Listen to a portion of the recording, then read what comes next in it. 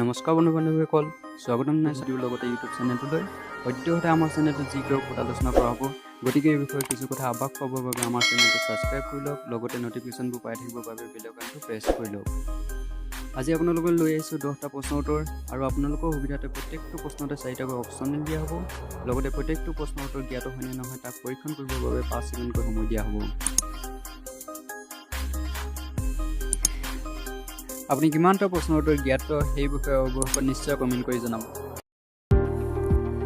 আজি আপোনালোকৰ বাবে লৈ অহা প্ৰথমটো প্ৰশ্ন হৈছে, ভাৰতৰ মুখ্য কাৰ্যপালিকা কোন হয়? ইয়াত দিয়া আছে ৰাষ্ট্ৰপতি, মন্ত্ৰী পৰিষদ, প্ৰধানমন্ত্ৰী আৰু ৰাজ্যপাল।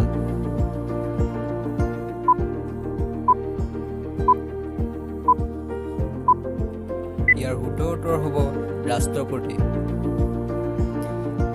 এইবাৰ আহিছোঁ 2 নম্বৰ প্ৰশ্নলৈ, ভাৰতৰ প্ৰধানমন্ত্ৰীক কোনে নিযুক্তি দিয়ে?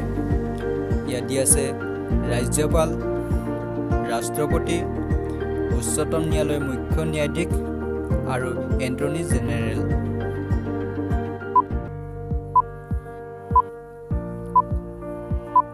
ইয়াৰ শুদ্ধ উত্তৰ হ'ব ৰাষ্ট্ৰপতি। এইবাৰ আহিছোঁ 3 নম্বৰ প্ৰশ্নলৈ, মহাত্মা গান্ধীৰ নেতৃত্বত আইন অমান্য আন্দোলন আৰম্ভ কেতিয়া হৈছিল?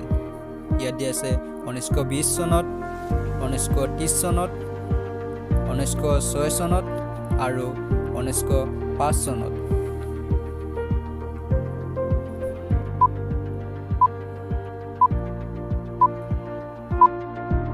ইয়াৰ শুদ্ধ উত্তৰ হ'ব 1905 চনত। এইবাৰ আহিছোঁ 4 নম্বৰ প্ৰশ্নলৈ, দ্বিতীয় বিশ্বযুদ্ধ আৰম্ভ কেতিয়া হৈছিল? ইয়াত দিয়া আছে 1893 চনত, 1939 চনত, 1942 চনত আৰু 1954 চনত।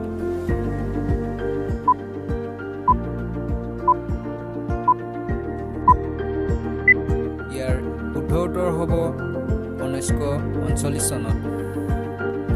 এইবাৰ আহিছোঁ 5 নম্বৰ প্ৰশ্নলৈ, গান্ধীজীয়ে দাণ্ডী যাত্ৰাত মুঠ কিমান কিলোমিটাৰ খোজকাঢ়ি গৈ লোণ আইন ভংগ কৰিছিল? ইয়াত দিয়া আছে 243 কিলোমিটাৰ, 240 কিলোমিটাৰ, 140 কিলোমিটাৰ আৰু 120 কিলোমিটাৰ।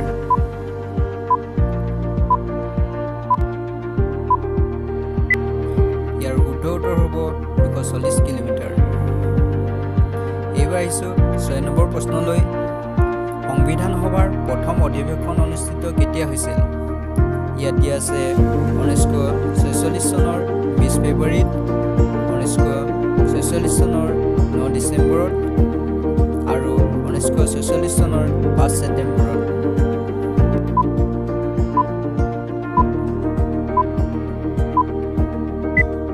ইয়াৰ শুদ্ধ উত্তৰ হ'ব 1946 চনৰ 5 ছেপ্টেম্বৰত। এইবাৰ আহিছোঁ 8 নম্বৰ প্ৰশ্নলৈ, ৰাজ্যপালক কোনে নিযুক্তি দিয়ে?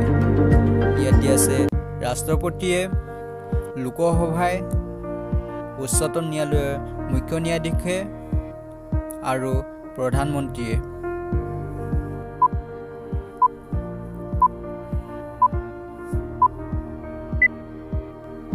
ইয়াৰ শুদ্ধ উত্তৰ হ'ব ৰাষ্ট্ৰপতিয়ে।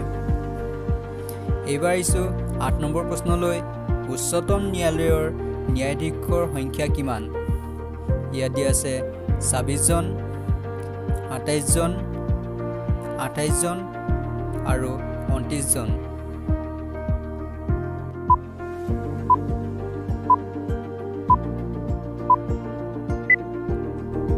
ইয়াৰ শুদ্ধ উত্তৰ হ'ব 28 জন। এইবাৰ আহিছোঁ 9 নম্বৰ প্ৰশ্নলৈ, ভাৰতৰ ৰাষ্ট্ৰীয় মানৱ অধিকাৰ আয়োগ কিমান চনত গঠিত হৈছিল? ইয়াত দিয়া আছে 1990 চনত, 1991 চনত, 1992 চনত আৰু 1993 চনত।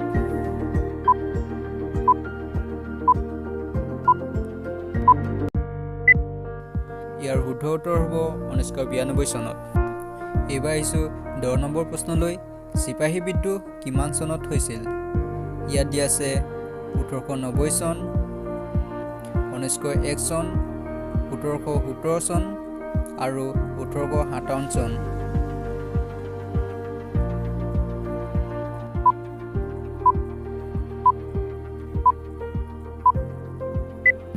ইয়াৰ শুদ্ধ উত্তৰ হ'ব 1857 চন।